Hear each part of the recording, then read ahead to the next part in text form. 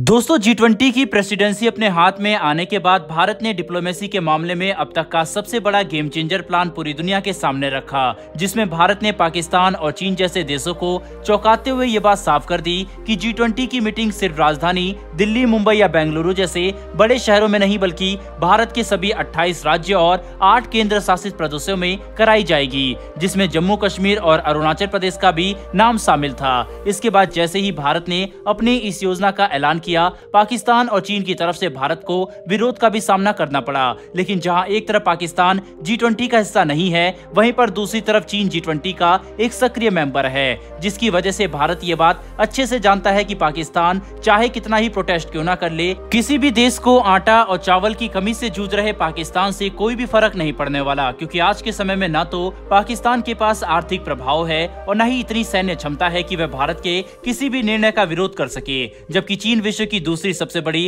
अर्थव्यवस्था वाला देश है। इसीलिए भारत द्वारा आयोजित G20 की मीटिंग में चीन हिस्सा लेगा या नहीं, इस पर सभी की नजर थी, जिसके तहत अब इस पहेली पर से पर्दा उठ चुका है और ये बात साफ हो गई है कि अरुणाचल प्रदेश में भारत द्वारा आयोजित G20 की मीटिंग में चीन ने हिस्सा नहीं लिया। दरअसल दोस्तों, भारत ने इस रविवार यानी 26 मार्च 2023 को अरुणाचल प्रदेश की राजधानी ईटानगर में G20 का एक बड़ा इवेंट आयोजित किया था, जिसका title research innovation initiative gathering रखा गया। बता दें कि G20 की इस मीटिंग इवेंट में दुनिया भर के 50 अलग अलग डेलीगेट शामिल हुए थे, जिसमें अमेरिका के भी ऑफिशियल शामिल थे, पर चीन की तरफ से इस मीटिंग को अटेंड करने कोई भी नहीं आया था। हालांकि भारत को इस बात का अंदाजा था कि चीन अरुणाचल प्रदेश में आयोजित G20 की मीटिंग में हिस्सा नहीं लेगा। लेकिन सबसे बड़ी बात तो यह है कि अभी ये भी क्लियर नहीं हुआ है कि चीन ने इस मीटिंग को आखिर क्यों अटेंड नहीं किया, क्योंकि चीन ने अरुणाचल प्रदेश में होने वाली इस मीटिंग पर कोई भी ऑफिशियल प्रोटेस्ट नहीं किया है। यानी चीन ने इंटरनेशनल प्रेशर और भारत की मजबूत स्थिति को देखते हुए इस मीटिंग से चुपचाप किनारे करने का फैसला लिया,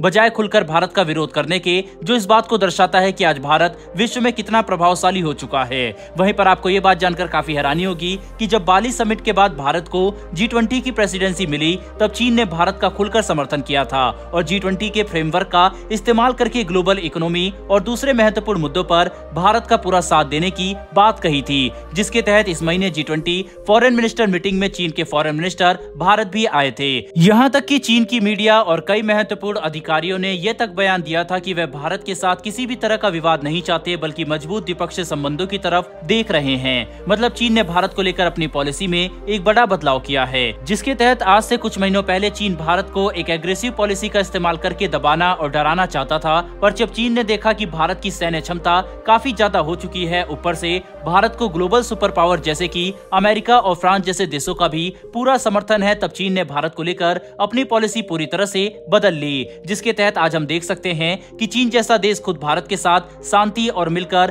काम करने की बातें कर रहा है। बहरहाल बढ़ते हमारी दूसरी खबर की तरफ, तो दोस्तों ये खबर भी चीन को लेकर है, लेकिन यहाँ पर चीन की तरफ से ऐसी खबर निकलकर सामने आ रही है जो ग्लोबल सेमीकंडक्टर मैन्युफैक्चरिंग के मामले में भारत के सपनों को एक बड़ा झटका दे सकता है। क्योंकि अगर चीन ने रूस के साथ मिलकर ये नई डील साइन कर ली, तो पहले से ही सेमीकंडक्टर मार्केट में एक लीडरशिप पोजीशन रखने वाला चीन आने वाले कई दशकों के लिए अपनी पोजीशन मजबूत कर लेगा, जिसके तहत भारत और अमेरिका के लिए सेमीकंडक्टर मार्केट में चीन का सामना करना और भी मुश्किल बन सकता है। दरअसल दोस्तों, लेटेस्ट रिपोर्ट से ये बात कंफर्म हो चुकी है कि चीन रूस के साथ मिलकर सेमीकंडक्टर मैन्युफैक्चरिंग के लिए जरूरी दो बहुत ही महत्वपूर्ण रॉ मटेरियल्स की सप्लाई के लिए बात कर रहा है, जो चीन की सेमीकंडक्टर मैन्युफैक्चरिंग इंडस्ट्री को और भी ज्यादा मजबूत बना देगा, जिसका इस्तेमाल करते हुए ग्लोबल लेवल पर चीनी सेमीकंडक्टर अपनी पकड़ और भी ज्यादा मजबूत बना लेंगे। आपको ये बात जानकर हैरानी होगी कि सेमीकंडक्टर बनाने के लिए इस्तेमाल होने वाले दो सबसे महत्वपूर्ण मटेरियल नियोन और पैलाडियम रूस और यूक्रेन में काफी बड़ी संख्या में पाए जाते हैं, जिसके तहत यूक्रेन अकेले ही दुनिया का 80% नियोन सप्लाई करता है,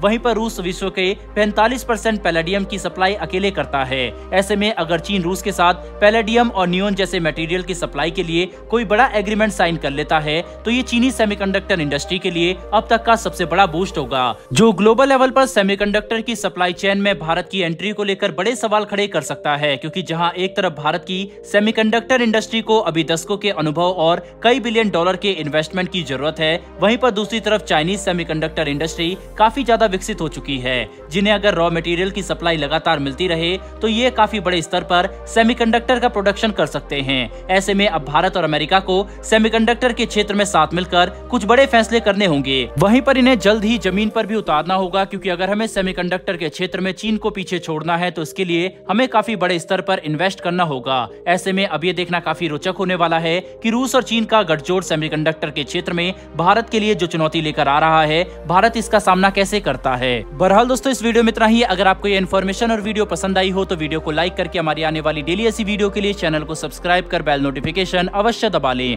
फिर मिलेंगे ऐसी एक नई वीडियो के साथ। धन्यवाद। जय हिंद।